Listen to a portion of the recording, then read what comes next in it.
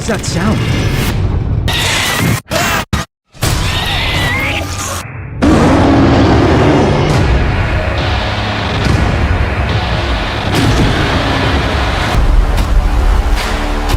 There is a secret life beneath us.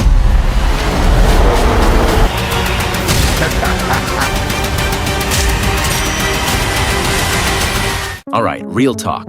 I've been tracking TV announcements for months now, and 2026 is about to be absolutely ridiculous. Like, forget everything you watched last year because this year's lineup is genuinely insane. My girlfriend and I have this tradition. We watch something every single night, and then on weekends, if we find something good, we just binge the hell out of it. And I'm telling you right now, 2026 is going to destroy our sleep schedule because there are 9 shows coming that I've been losing my mind over. Now here's the thing, I'm not going to sugarcoat anything. Some of these I'm hyped about, some of these I'm nervous about, and one of them, I'm straight up terrified Netflix is going to cancel it if it doesn't hit hard enough. So let's dive in. I'm starting with the show I've been waiting for the longest, and trust me, there's a reason. Number 9, The Boys, Season 5. A reckoning is coming.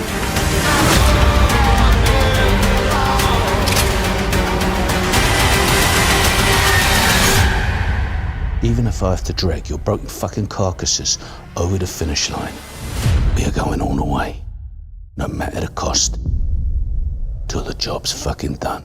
This is it, the final season. And I have mixed feelings because on one hand, I'm devastated that The Boys is ending.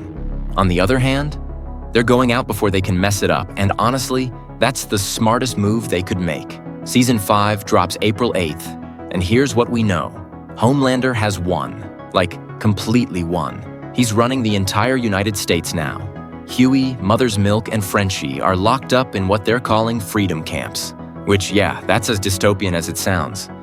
Annie is trying to build a resistance, Kimiko is MIA, and then Butcher shows up with a virus that can kill every soup on the planet. Now here's what has me genuinely excited. Eric Kripke, the showrunner, has been teasing that people are going to die starting from episode 1. Carl Urban literally said anybody's fair game, and that from the first episode, you're going to feel like no one is safe.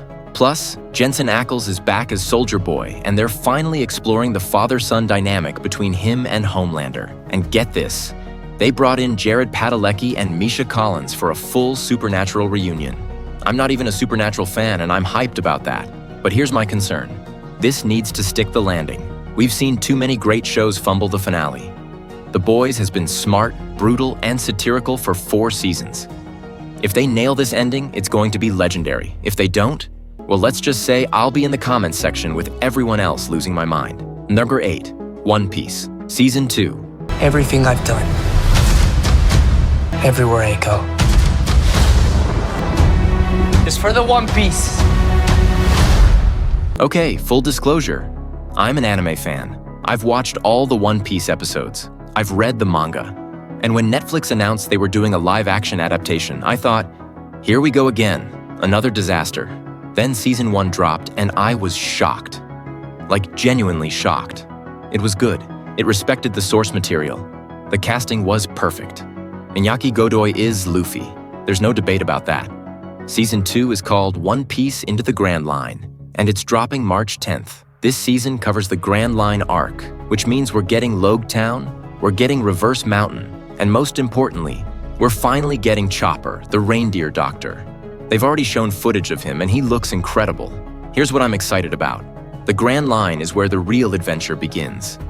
This is where the story goes from fun pirate adventures to, oh, this world is way bigger and more dangerous than we thought. We're getting giants, we're getting Baroque works, we're getting more of Nico Robin. But here's my fear, and this is a big one. Netflix has a reputation for canceling shows, and if Season 2 doesn't perform as well as Season 1, they might pull the plug.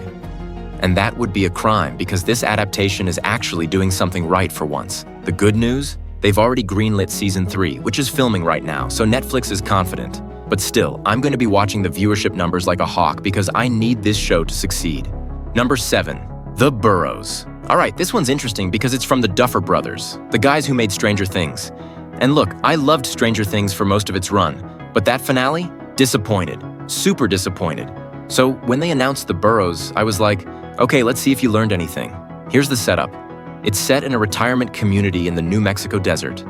A bunch of elderly people living their peaceful lives, playing golf, doing retirement home stuff, and then something supernatural shows up that's trying to steal the one thing they don't have much of left: time. Now here's what I find fascinating about this concept. It's like Stranger Things, but with old people instead of kids. And honestly, that might be genius. Because these characters have lived full lives, they have nothing to lose, and they're staring down death anyway. That adds a completely different emotional weight to a supernatural threat. My concern? The Duffer brothers' track record. Stranger Things peaked in season 2 or 3, and then it just kept going. But I'll say this, the premise alone has me hooked. Retirement home versus time-stealing monster? That's original. And original is what we need more of. Number 6, A Knight of the Seven Kingdoms. Since I was a boy. They charged me to be a good knight, to defend the weak and the innocent, and I swore that I would. Are you Baelor Targaryen? No. Then would you move the fuck out of the way? Yeah, sorry. Okay, Game of Thrones fans, we need to talk. I'm still not over season 8. I don't think I'll ever be over season 8. That finale broke something in me. But here's the thing. George R.R. Martin has actually seen all 6 episodes of this new show, and he says he loves it. And George doesn't lie about this stuff. He's been openly critical of House of the Dragon, but this one, he's all in. A Knight of the Seven Kingdoms is based on the Dunk and Egg novellas, and it's set about 100 years before Game of Thrones. It follows Sir Duncan the Tall, this huge lowborn hedge knight, and his squire Egg, who's secretly a Targaryen prince. Here's why this might actually work. There are no dragons, no massive wars, no political scheming for the Iron Throne. It's just 2 unlikely friends wandering through Westeros having smaller, more personal adventures. It's like a fantasy buddy road trip. Now my concern is obvious. It's another Game of Thrones prequel. We've already got House of the Dragon. Do we need more Westeros content? Look, if George R.R. Martin is confident in it, I'm giving it a shot. Just please, HBO, don't screw this up. We've been hurt before.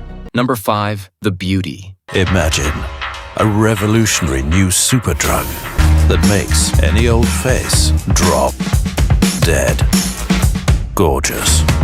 And everybody wants it. A big pharma billionaire with serious assets. 2 agents undercover and between the sheets. A one-eyed wonder who survived a dirty dose. Ta-da! This one's flying under the radar, but it shouldn't be. The Beauty is based on a comic book series, and the premise is wild. There's a sexually transmitted disease that makes you physically beautiful. Like perfect skin, perfect body, everything you've ever wanted.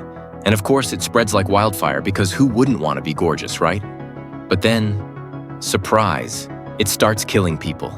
And now society has to deal with this nightmare scenario where vanity has literally become deadly. I don't have a release date yet, just 2026, but this is one of those shows that could be a sleeper hit.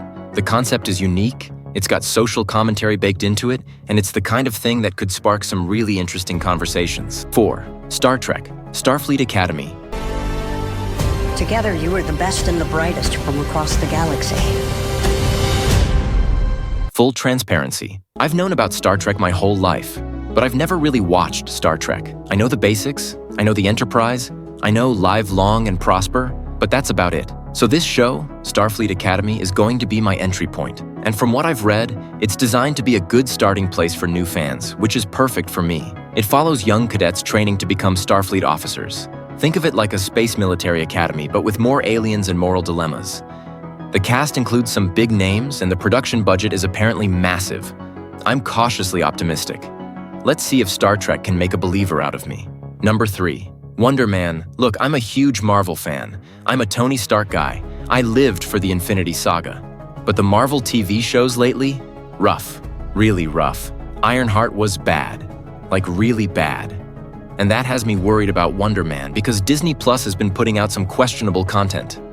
Wonder Man is about Simon Williams, an actor turned superhero. The show is supposed to be a satire of Hollywood, which could be interesting, but I'm not holding my breath. Here's my take. Marvel needs to stop churning out content and start focusing on quality again.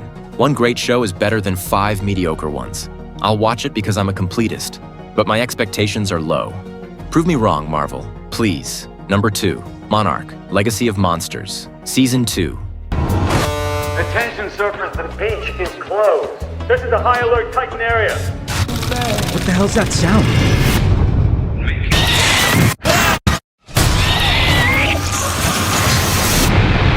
I watched season 1 of this, and it was fine. The story was decent, Kurt Russell was great, but the visuals, I wanted more. This is a Godzilla universe show, and season 1 felt like they were holding back on the monster action to save budget. For season 2, I need them to go all in. Give me massive kaiju battles. Give me destruction. Give me what I'm here for. The story follows Monarch, the organization that tracks and studies these giant monsters. The potential is there. The lore is rich, but they need to commit. If season 2 doesn't deliver better visuals and more monster action, I'm out. 1. Avatar. The Last Airbender Season 2. The world is turning. There is a secret life beneath us. Okay, I need to be honest about something. I have mixed feelings about this show. Season 1 was decent. The casting was good, the bending looked cool, the sets were impressive. But here's my issue. Gordon Cormier, who plays Aang, has grown up so much between seasons. Like, he's noticeably older now, and that breaks the immersion for me. In the animated series, Aang is this tiny 12-year-old kid. In the live action, he's aging in real time. And by season 2, he looks way older. That's just the reality of filming these shows over multiple years. But it bothers me. That said, season 2 is covering the Earth Kingdom arc, which is my favorite part of the original series. We're getting Toph, the blind earthbending master, played by Mia Tech. We're getting Ba Sing Se. We're getting the Dai Li. We're getting all the good stuff. The plot follows Aang, Katara, and Sokka as they travel through the Earth Kingdom trying to convince the Earth King to join their fight against Fire Lord Ozai. Along the way, they meet Toph, who becomes Aang's earthbending teacher. If they nail Toph's character, this season could be great. But if they mess it up, the fanbase is going to riot. Toph is one of the most beloved characters in the entire franchise. There's no room for error. So there you have it. 9 shows that are going to absolutely dominate 2026. If I'm being honest, the 2 I'm most excited about are The Boys and One Piece. The Boys because it's a perfect series finale waiting to happen, and One Piece because it's proving that anime adaptations can work. Now I want to hear from you. Which of these 9 shows are you most excited about? Are you Team The Boys' final season, or are you more hyped about the Duffer brothers trying something new with the Boroughs? Or maybe you're a One Piece fan like me and you just want Netflix to not screw this up. Drop a comment and let me know, because I genuinely want to have this conversation. What's going to be your show of 2026?